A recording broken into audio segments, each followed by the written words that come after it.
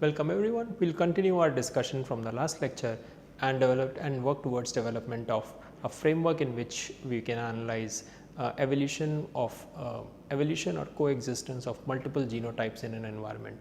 And this particular field of analysis is called evolutionary game theory. So, just to recap from where we had finished last time, in a two species environment where two distinct genotypes are coexisting, our dynamical equation which captured the dynamics associated with frequency of one particular genotype can be represented as dxa by dt is equal to xa times 1 minus xa times f of a as a function of x minus f of b as a function of x, where the vector x is just the composition of the population in the environment at that particular instant.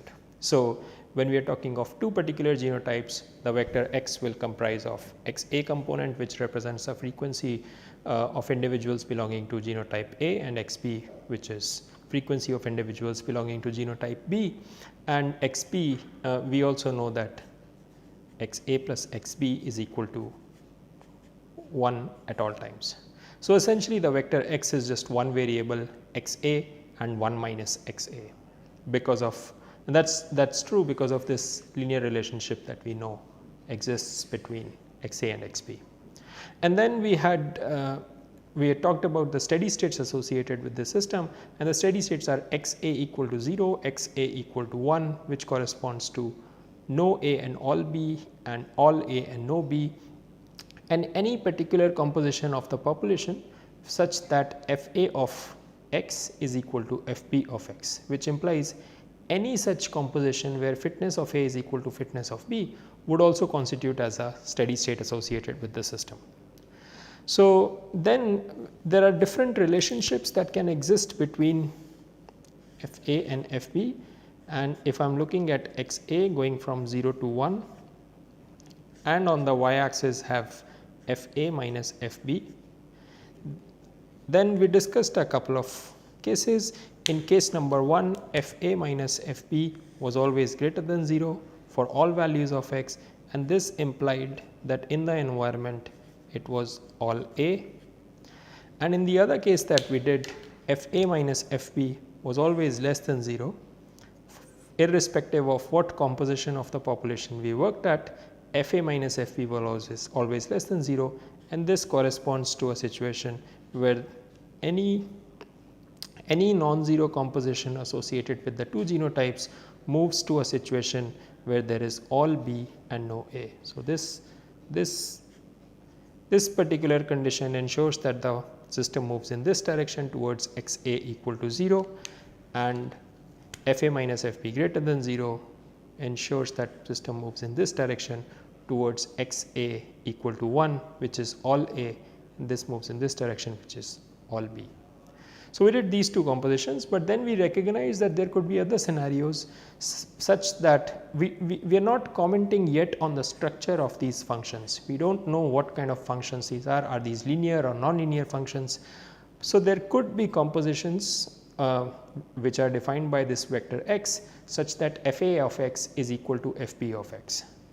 Now, let us imagine that one of those structures, again we are not commenting yet on the mathematical nature of Fa and Fb of x, but what we will assume sort of is, should Fa and Fb curve intersect the x axis at any given composition, any given non-zero and non-1 value of Xa, what would the nature of the steady states associated with that situation look like? So, for example, if we take a case like this, again our x axis represents Xa, it goes from 0 to 1, and y axis is Fa minus Fb. Each of these, remember, is a function of Xa on the x axis. And now if the graph associated with this looks something like this,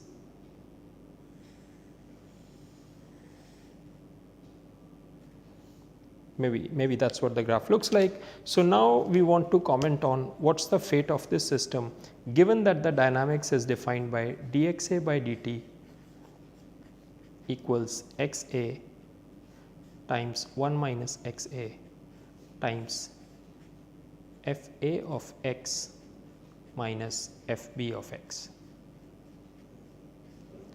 So we know the form associated with the first two terms, but this third one we will not comment on the mathematical framework which defines this, but let us say this term looks like this as x is varied. So what's clearly evident here that there exists a certain x naught below which, when the composition of the population is such that the A type individuals are less than x naught, then Fa minus Fb is greater than 0, which means in this section of the graph individuals A are fitter than individuals B, and vice versa, that in this composition of the population where xa varies from x naught to 1, it is Fb which is more than Fa, and hence Fa minus Fb is less than 0. So what happens in a scenario such as this, and that can be easily seen from the analysis that we have been doing so far, that let us look at. So first thing to recognize is that there are 3 steady states: xa equals 0 because this term is 0, xa equals 1 because this term is 0, and xa equals x naught because at that value of x naught this term is equal to 0. And we want to comment on the stability associated with each of these three terms. So again we follow the standard procedure.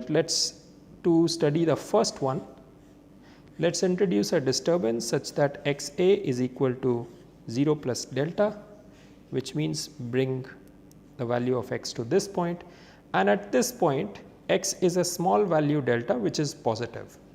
Now if delta is positive, that means this quantity is positive. Since delta is small, 1 minus xa is always positive unless xa is equal to 1, but we know that xa is much smaller than 1 in this case, which is just equal to delta.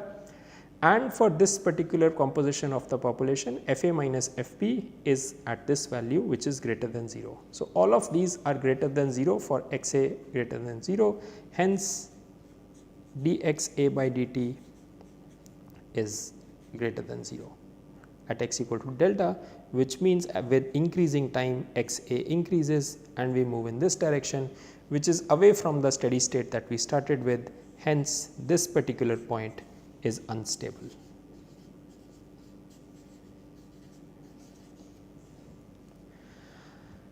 Similarly, we can look at the next steady state, which is xa equal to 1,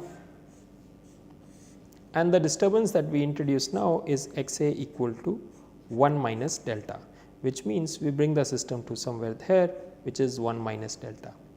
Now starting from this point, we look that at xa equal to 1 minus delta, xa is positive, 1 minus xa is always positive unless xa equals to 1, but xa is not equal to 1, xa is 1 minus delta. So this is positive, and at this particular point Fa minus Fb can be seen is negative here, which means dxa by dt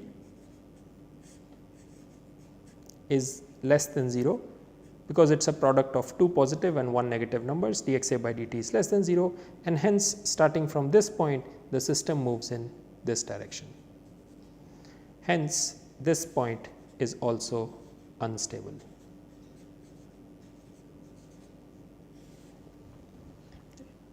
So xa equal to 0 and xa equal to 1 are both unstable points.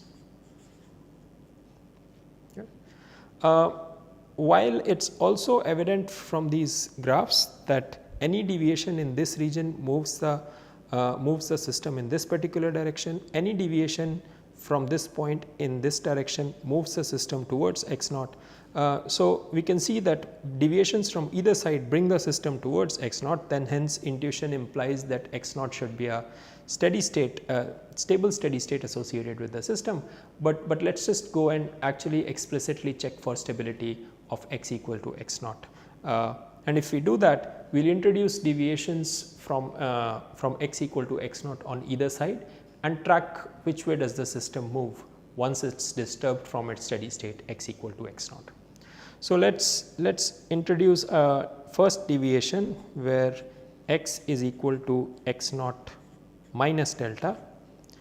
If that is the case, that means this is the x that I am talking about, x naught minus delta, and at x naught minus delta x a is positive, 1 minus x a is positive, and f a minus f b at this point is also positive. So, all three factors are positive, which implies dx a by dt at x naught minus delta is greater than 0, which means system moves in this direction towards the point that it was disturbed from. Similarly, if the disturbance that is introduced here is x equals x naught plus delta, which means now I am talking of a disturbance which is here, this is x naught plus delta. At x naught plus delta, x a is positive, 1 minus x a is positive, and f a minus f b in this case happens to be less than 0.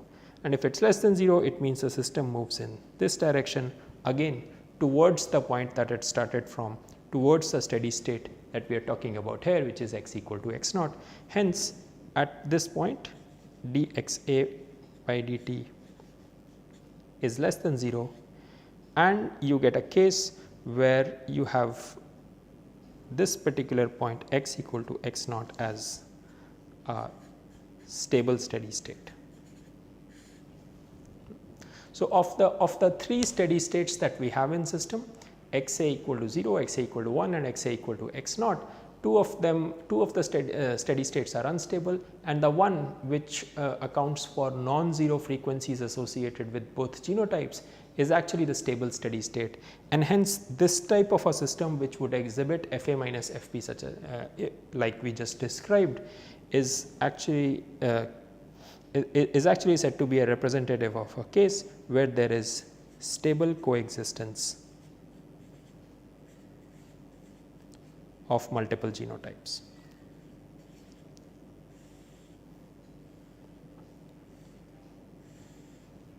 Because the only steady state which is associated with the system actually ensures that both genotypes coexist in the environment and not one of them is eliminated, like what happened in the previous two cases that we discussed. And the case that we had started this discussion last time around when we started talking of evolutionary game theory, of the case where there is a cheater, there is a mutant bacteria, a cheater in the population which does not commit cellular resources towards production of an enzyme which is responsible for breakdown of a polymer that the bacteria are then going to use for energy, is a case which is represented by this sort of a framework where there is a stable population, because we saw that if the mutant population goes down very small, then the mutant is actually more fit than the parent genotype. But if the mutant is everywhere and there are only a few parent genotype individuals left in the population, in that case mutant's fitness is less than the parent. Hence, somewhere in between these two extremes there lies a particular frequency of the mutant genotype such that the fitness associated with both the genotypes exactly meet each other, and that is the stable steady state that we are looking at in an analysis such as this. Alright, so that is stable coexistence. There is one more case regarding this that we want to talk about, and let me sketch that out first.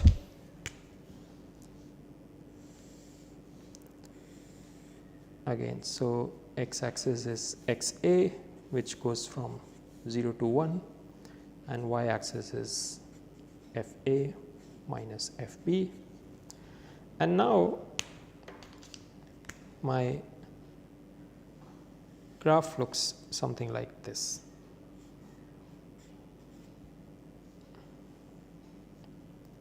So, it starts with a negative value, which means that f a is less fit, f a is less than f b, that means a is less fit as compared to b at this particular population composition. However, if there are mostly a's in the population, because this region here represents high values of x a, that means there are lots of a's and very few b's. In a scenario such as that, it is f a which is more than f b, and hence f b minus f b is a positive. And in between there is one particular point where the fitnesses of the two genotypes exactly match each other. So, again we do a similar analysis, we know that our steady states are going to be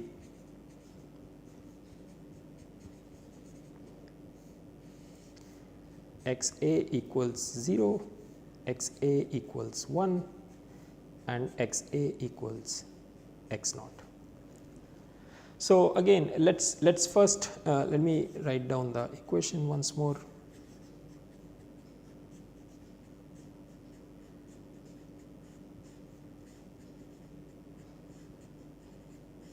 These are both functions of x like we have been talking about so far, and this is the relationship that is given graphically here.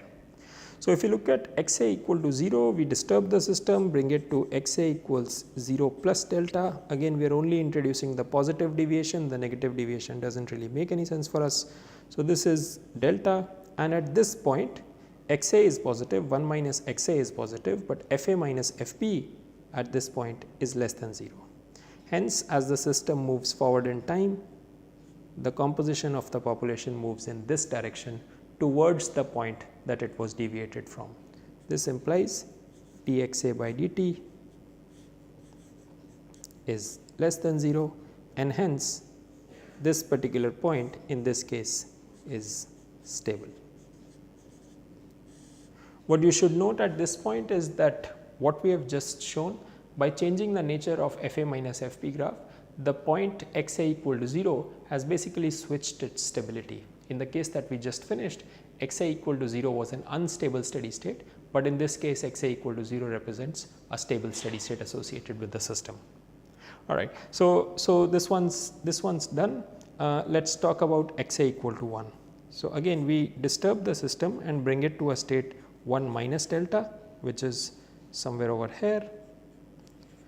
And at this point, at this particular point, x a is greater than 0, 1 minus x a is greater than 0, and f a minus f b is greater than 0, which means system moves in this direction.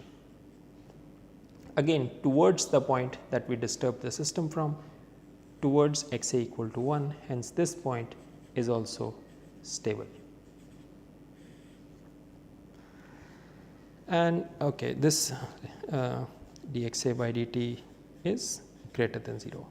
And our last intermediate point, which is again we will disturb it two ways, but intuition here or this analysis of the other two steady states associated with the system sort of suggest that x naught should be an unstable steady state, because the systems want to move away from that system, because the system wants to move away from this particular steady state.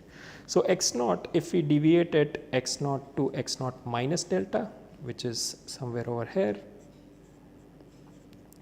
then again at this point dxa by dt is equal to positive times negative, which means a negative number, which is what's here. Dxa by dt is negative, hence the system moves in this direction away from the steady state that we are talking about, x naught. Similarly, x naught plus delta, this particular location,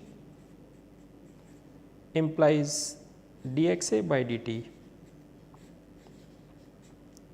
is positive times a positive number, hence greater than 0, and that means the system moves in this particular direction away from the steady state that we started with, which confirms that x equal to x a equal to x naught is an unstable steady state. So, the difference between this case and the previous one is just that the steady states associated with the system have switched stabilities now. The points which were unstable in the previous analysis have become stable and vice versa. So, what is this? A system like this is actually called, so the previous one was called coexistence of the two species, because the stable steady states corresponded to a situation where both the genotypes had a non-zero frequency associated with them. Here the stable steady states are those which are associated with one of the genotypes going extinct and one of them taking over the population. However, depending on where you start your system from, that's the determining factor as to which particular genotype goes extinct and which particular survives. For instance, if we look at this point x naught, if we see here, and any disturbance brings the system to x naught minus delta. If the system is existing at x equal to x naught and any disturbance brings the system to x naught minus delta, what will happen is that the dynamics of the system will ensure that the system moves in this direction towards x a equal to 0, which means towards all b. However, if that initial fluctuation or disturbance to the system was such that it moves it to x naught plus delta, then from here the system prefers to move in this particular direction towards x a equal to 1, which is all a. So, in a scenario like this, what is happening is that the initial disturbance, if the system is existing at x a equal to x naught, it is the initial disturbance which decides which direction does the system move to, and that particular disturbance which could be a random fluctuation that happens in the environment decides the fate of the two species which are involved. So, the starting point of an analysis such as this is the key determining factor which decides what happens to the genotypes, and hence this type of a framework is called a bistable system.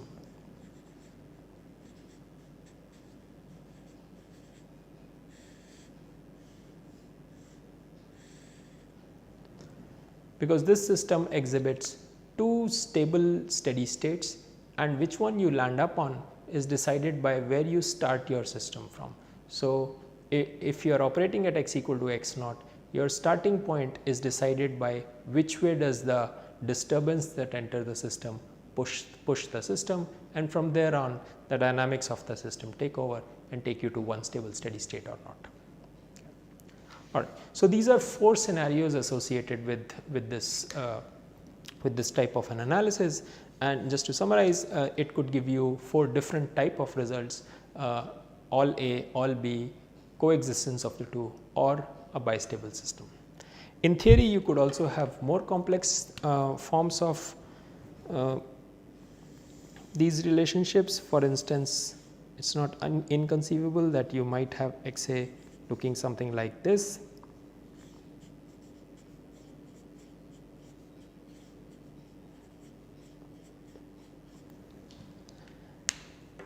So, if your graph looks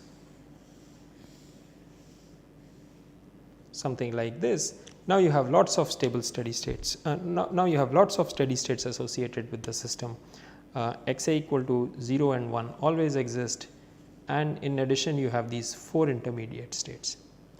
And what you should show is that in a scenario such as this represents a stable steady state, this is an unstable, this is a stable steady state, this is an unstable steady state.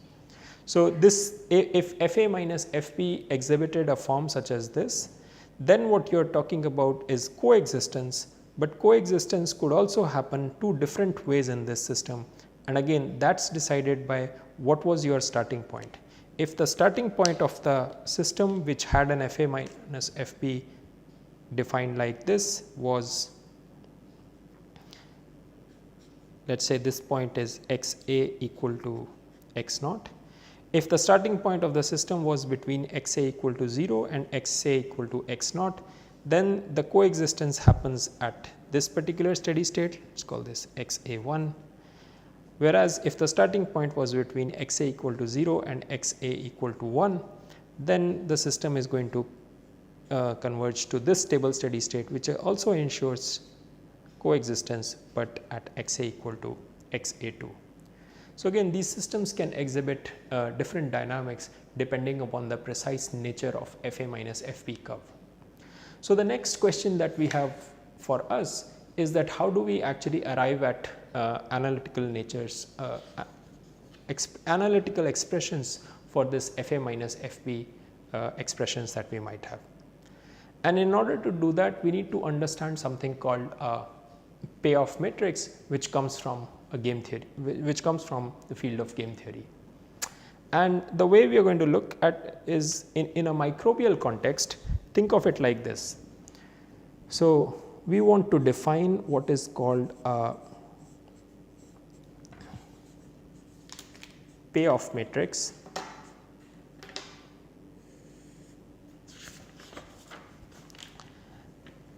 And before in the context of before we talk in the context of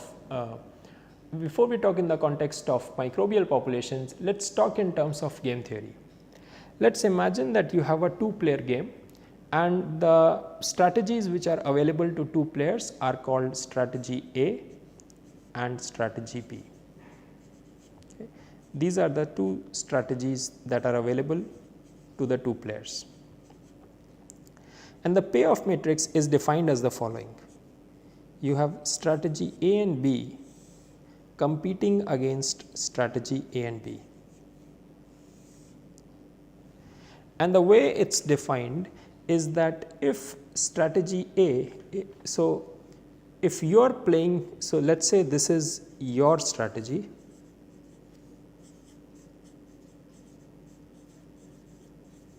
and the columns represent opponent's strategy.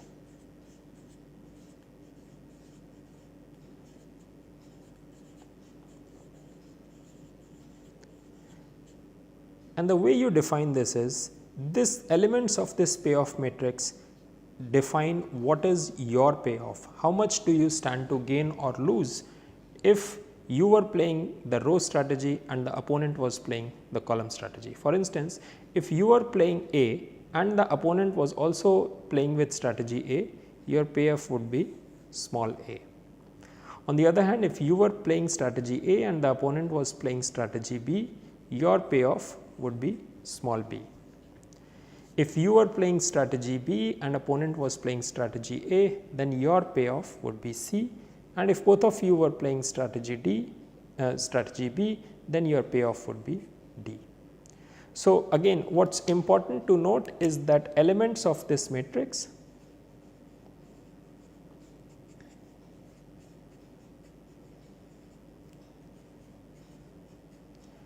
represent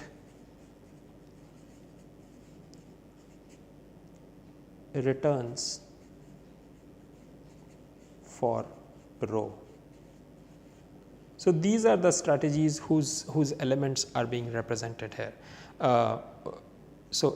Which means the returns that you are going to get when you play this game. So, if you are playing with strategy B, opponent is playing with strategy C, this C return represents your return when you are playing B and opponent is playing A. It does not talk about what does the opponent get when it is playing with A. Okay. Alright, so this is what is called a payoff matrix, and in the next lecture onwards we will start to use this framework of a payoff matrix from game theory to incorporate a scenario where microbial populations, which we will treat as 2 players here, can be analyzed in a framework which is very similar to this payoff matrix from game theory. Thank you.